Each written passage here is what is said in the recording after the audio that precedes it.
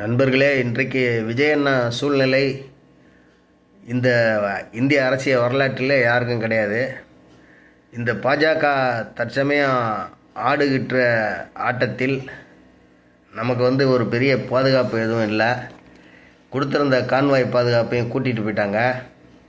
டக்குன்னு அடுத்து இப்போ ஹைகோர்ட்டில் ஒரு கேஸ் போட்டிருக்காங்க. கிரிமினல் குற்றவியல் நடவடிக்கையாக 1.5 கோடி ரூபாவை ஏமாற்றிருக்காரு அப்படின்னு சொல்லி.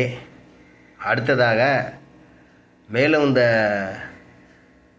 திமுக கைக்கூலியாக இருக்கக்கூடிய சில தோளாண்மை கட்சிகள் சேருவதற்கு காலதாமதம் பண்ணி கொண்டிருக்கிறது. என்னவென்று தெரியவில்லை.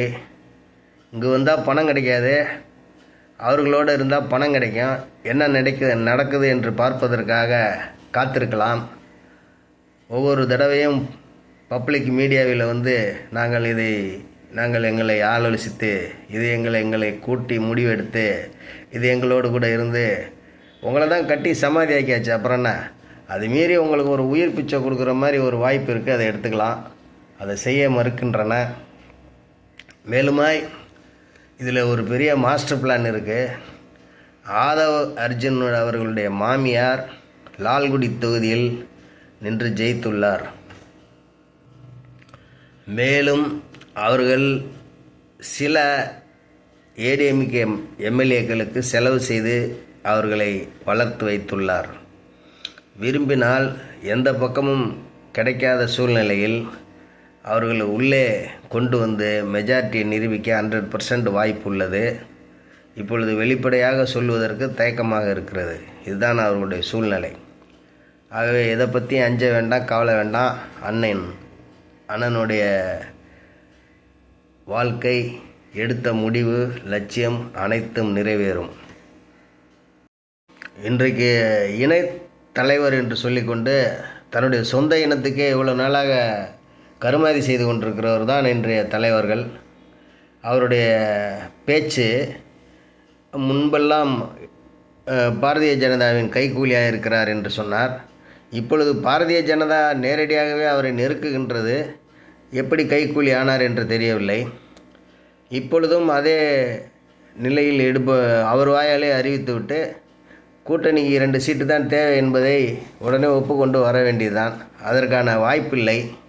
இதை நாங்கள் பேசி முடிவெடுத்து வருகிறோம் என்கிறார்கள்.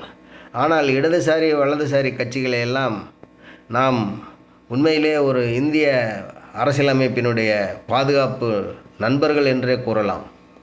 அவர்களுக்கு எந்த ஒரு சூழ்ச்சியும் மாய மந்திரமோ கிடையாது.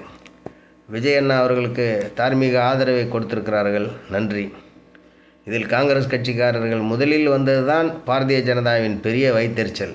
இந்த 9 சீட்டு 10 சீட்டை பாரதிய ஜனதாவை அணுகி ஏடிஎம்கே எடப்பாடியை மிரட்டி அந்த 10 பேரை நீ சப்போர்ட் பண்ணு என்று கூறி நடுவில் ஆட்சி நடத்தி கொண்டிருக்கும்போது அந்த 10 பேரும் சேர்ந்து இந்த ஆட்சியை கிளைக்கிறதுக்கு முயற்சி செய்கிற சூழ்ச்சியை முன்பே முறியடித்திருக்க வேலை நடந்திருக்கிறது என்பதே அவர்களுக்கு ஆச்சரியம். முன்பே விஜயண்ணா திட்டமிட்டு முறியடித்திருக்கிறார் என்பது அவர்களுக்கு பெரும் அதிர்ச்சியை கிளப்பியுள்ளது.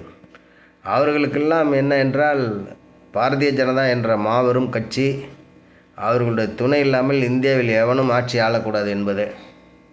அந்த திட்டத்தை தெளிவாக முறியடித்து அவர்கள் 75 ஆண்டு காலம் எந்த கட்சியை ஒழிக்க வேண்டும் என்று நினைத்தார்களோ அதை 2 ஆண்டுகளில் ஒழித்து விட்டிருக்கிறார்.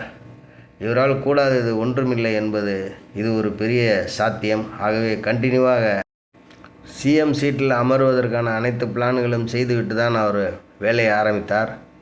ஆகவே ஒன்றும் பயப்பட வேண்டாம், அஞ்ச வேண்டியதில்லை. போகும்போது கவர்னருக்கு பொக்கே வாங்கலை, போகும்போது கவர்னருக்கு லெட்டரை டைரெக்டாக அனுப்பலை, மெயிலில் அனுப்புனார், அது இதுன்னு நிறைய நொண்டிச்சாக்கெல்லாம் இருக்குது. சரி, அது ஒரு குறையாக இருந்தால் கூட அதை மன்னித்து கொள்ள வேண்டும். அவ்வளோதான் சொல்ல முடியும்.